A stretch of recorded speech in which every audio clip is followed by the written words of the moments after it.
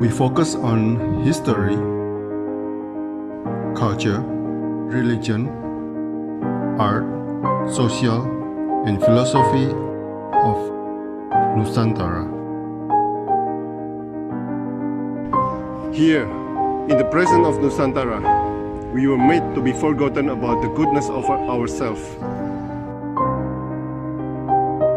Because negativity seems to be more interesting for us. Now, I'm Sutoyo Raharto and friends, assist you, to remind you, to awaken you that we still can find the gems of Nusantara. They are the great sights of Nusantara.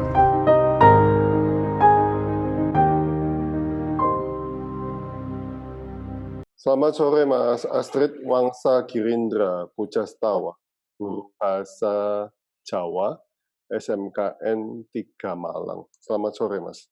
Ya, selamat sore Pak. Nama Bapak sangat unik untuk zaman now ya.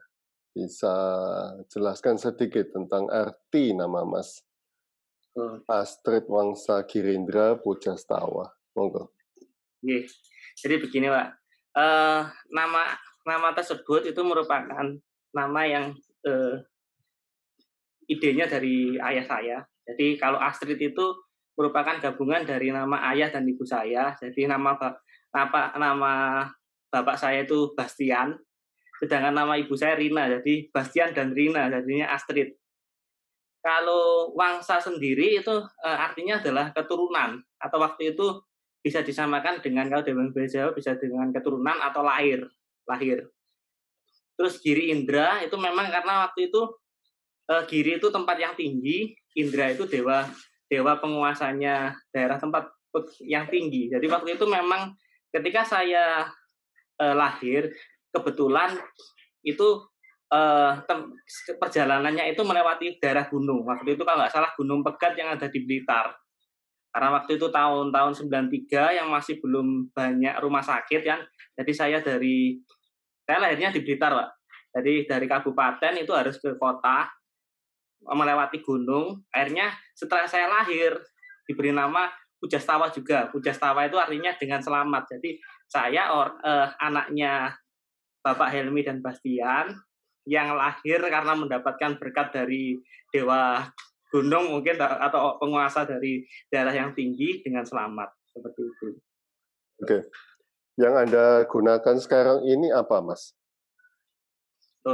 Yang saya gunakan ini adalah pakaian yang biasa dipakai oleh seniman dalang yang ada di daerah Jawa Timur, Pak.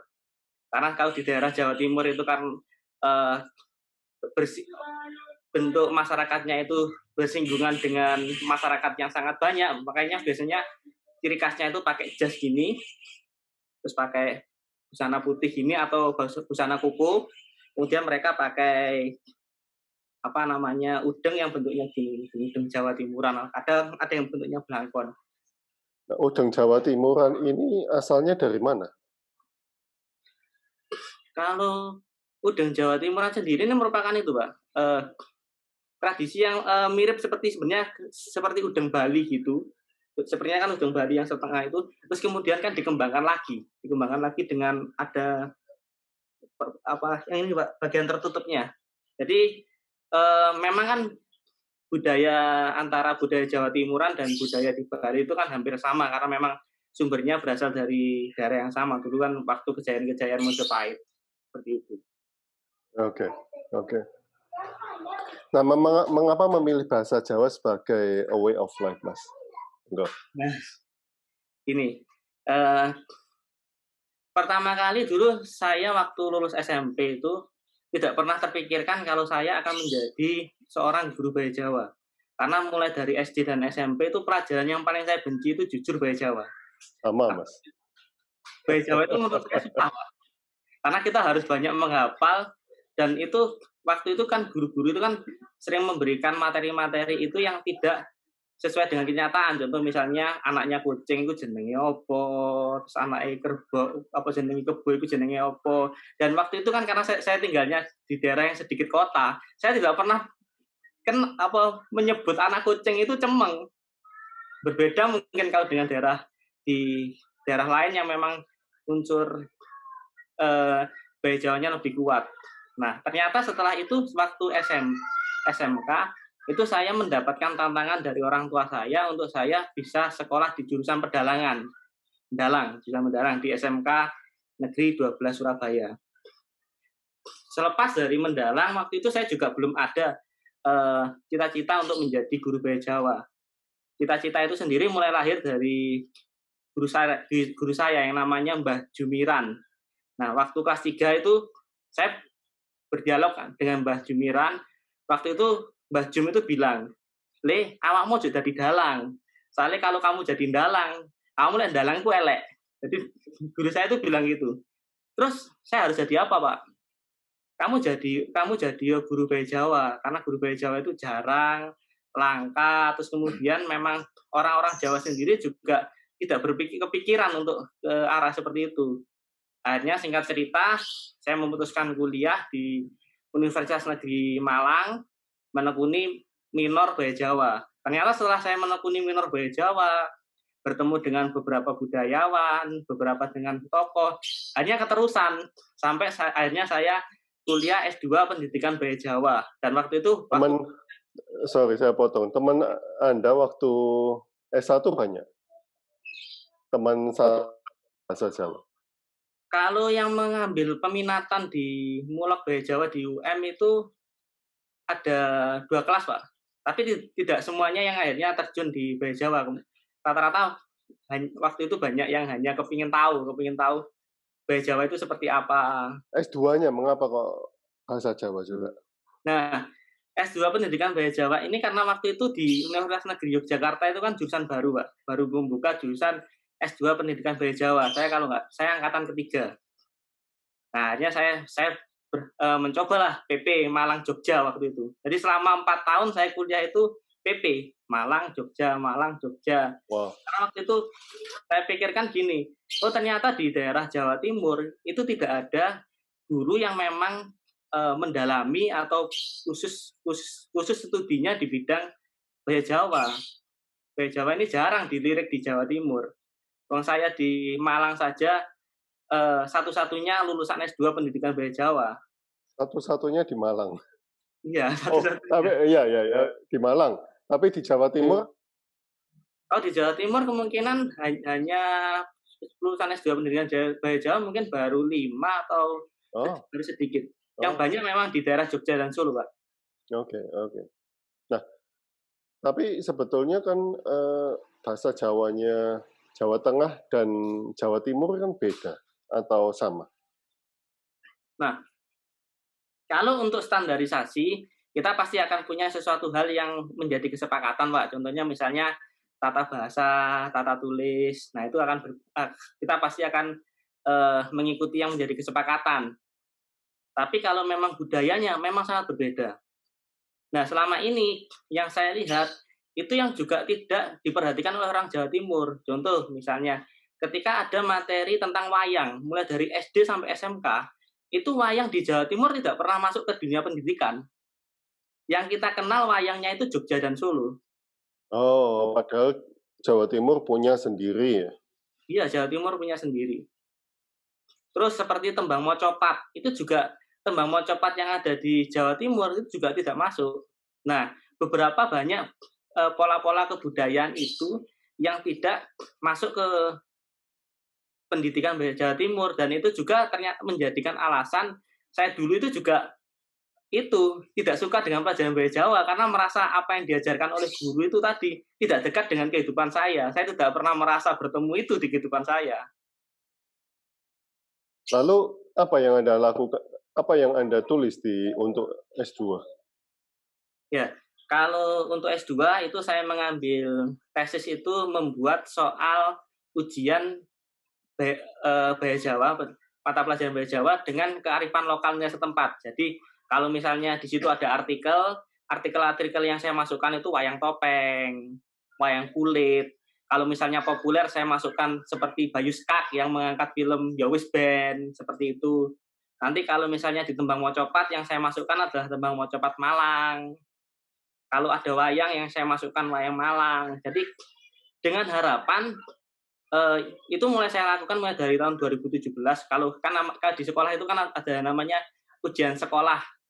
Nah, ujian sekolah itu biasanya soalnya itu dibuat oleh tim MGMP. Jadi kebetulan saya sebagai ketua MGMP Guru Bahasa Jawa sekota Malang. Jadi saya dorong seperti itu supaya apa yang memang ada di Malang itu dikenal oleh orang Malang sendiri. Mas, sebelum Anda masuk ke soal ujian, Anda kan harus mempersiapkan materinya juga, Mas. Ya. Ya, kalau untuk materinya saya juga itu, Pak.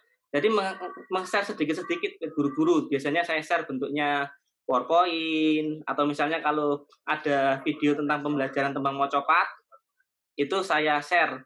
Bu, ini video pembelajaran tembang mocopat Malangan seperti ini. Ini notasinya, ini liriknya. Jadi upaya-upaya itu ya supaya saya bisa membuat ya budaya Malang ini supaya tetap bisa hidup lagi tapi lewat jalur pendidikan. Seperti itu. Ya, Mas, di tesis Anda kan bikin soal untuk SMK. Tapi soal saja tanpa bahannya kan percuma. Berarti kan Anda harus mempersiapkan bahannya juga, Mas. Ya, memang dulu dosen saya juga mempertanyakan hal itu. Cuman waktu itu hal yang urgensi, jadi hal yang paling urgensi waktu itu memang soal. Karena waktu itu diminta oleh provinsi adalah setiap guru itu membuat soal, setiap MGMP itu membuat soal yang itu standar nasional. Nah, kalau di Jawa Timur kan belum ada Pak yang membuatkan seperti itu, karena kan kita punya budaya yang berbeda-beda. Kalau saya hanya asal comot soal dari Jogja dan Solo, pasti akan ya sama saja. Kasusnya akan terulang kembali. Anak setelah mengerjakan soal itu ya tidak memperoleh apa-apa karena istilahnya opo sih iki. Mungkin itu. Dan ini juga sudah mulai proses juga. Saya menutupi yang menjadi kekurangan saya kan belum ada tadi buku pelajaran yang tentang berisikan konten Malangan. Nah, itu saya mulai cicil juga sekarang. Kedepannya mungkin kalau nggak 1 atau 2 tahun lagi mungkin ada LKS yang khusus berisikan muatan budaya Malang. Apakah soal yang Anda kerjakan di S2 itu sudah dipakai di seluruh Malang atau Jawa Timur? Alhamdulillahnya kemarin karena sudah kesepakatan waktu itu tahun 2017, 2018 sampai terakhir tahun 2020 itu soal saya tetap dipakai di seluruh kota Malang. Jadi seluruh kota Malang bahkan ada yang dari kabupaten itu memakai soal saya juga. Di waktu saya share itu tanggapannya positif yang dari Kabupaten Malang itu memakai soal saya karena istilahnya soal ini dekat dengan kebudayaan Malang. Jadi istilahnya menyebutkan ada topeng Malang, ada ludruk, seperti itu, Pak. Nah, apa yang perlu dipersiapkan untuk bahan-bahannya menghadapi tes itu? Apa soal itu? Nah, sebenarnya yang menjadi kendala saya juga adalah kalau bisa dibilang di Kota Malang ini saya kurang mendapatkan itu orang yang bisa diajak sepemikiran dengan saya karena istilahnya guru bahasa Jawa yang murni di Kota Malang itu kan jarang. Akhirnya saya biasanya sharing-sharingnya ke seniman yang memang seniman murni, misalnya ke Mas Yudit, bertanya, Mas, wayang topeng di Malang gimana?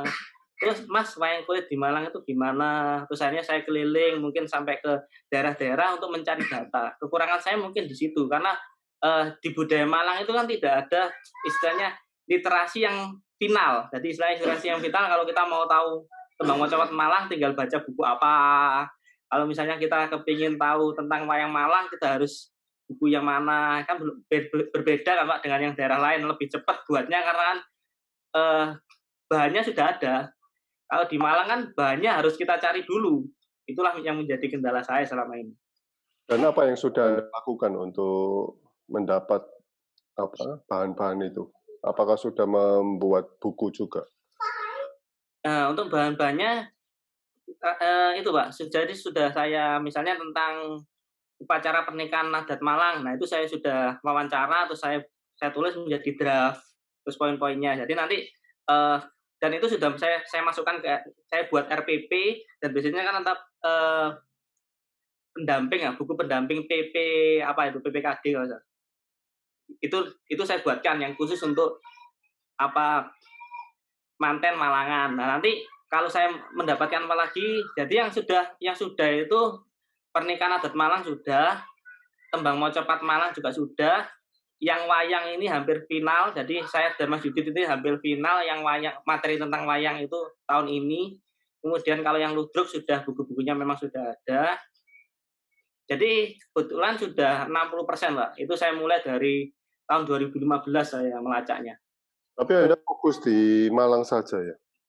Ya, memang saya fokusnya ada di Malang karena istilahnya saya ini mengajar di Malang dan saya ini istilahnya yang membayarkan orang Malang. Nah, ini adalah rasa terima kasih saya kepada orang Malang, jadi saya nguri-ngurinya juga budaya Malang, seperti itu. Oke, apa cara Anda supaya anak-anak suka dengan bahasa Jawa ini? Ya, salah satunya itu saya membuat itu, Pak. Saya mengajak mereka untuk membuat pertunjukan kesenian di sekolah. Itu sudah saya lakukan dari tahun 2015. Itu nanti mungkin bisa saya share.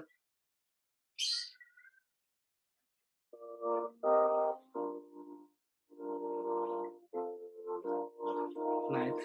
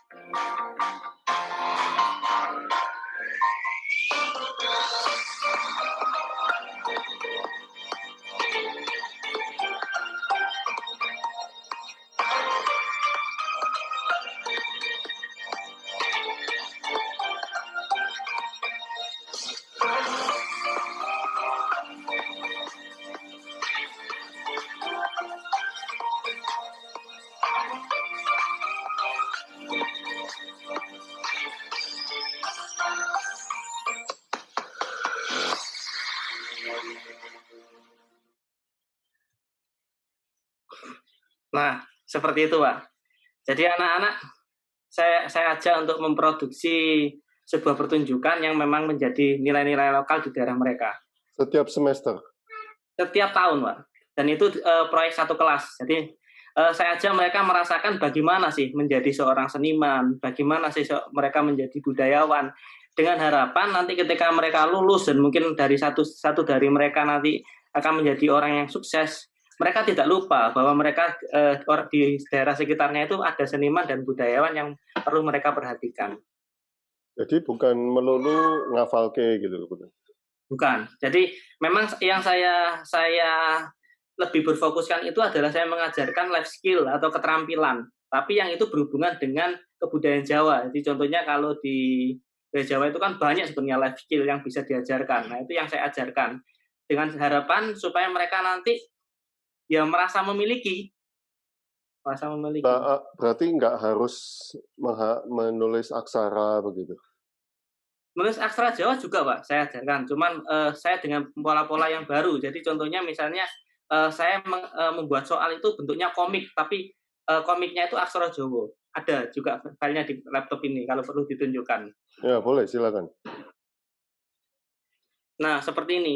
Jadi soal ujian saya di Bahasa Jawa itu saya buat seperti ini. Jadi ada komik apa, terus kemudian saya izin kepada pembuat komiknya, Pak, Mas atau Mbak, bagaimana kalau komiknya Mbak atau komiknya panjenengan itu saya buat sebagai media pembelajaran atau bisa saya buat sebagai media soal. Jadi akhirnya dari komik itu teksnya itu saya buat menjadi aksara Jawa supaya istilahnya lebih kekinian, dan mungkin anak-anak ketika membaca kan penasaran, apa sih sebenarnya yang menjadi percakapan dari dua tokoh ini tadi. Bisa baca mereka?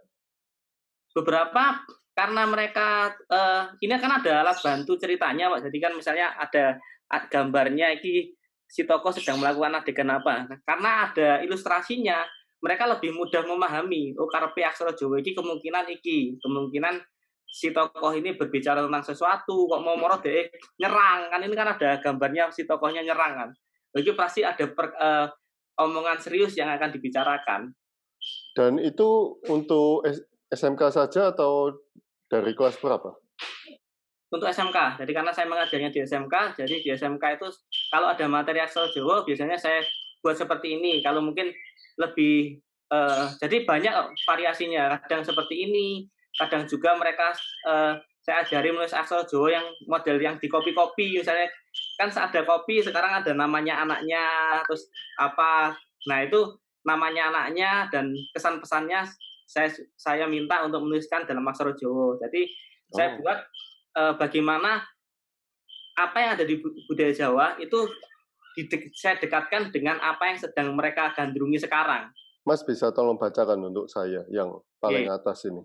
Ini bacanya Weruhono, tresno kuwi gede-gede gawe sang dewi. Jadi si tokoh ini bilang bahwa mengertilah bahwa cinta saya itu besar untuk sang dewi. Oke. Dan apa responnya anak-anak siswa-siswa Anda untuk kreasi-kreasi Anda ini, Mas? Ya,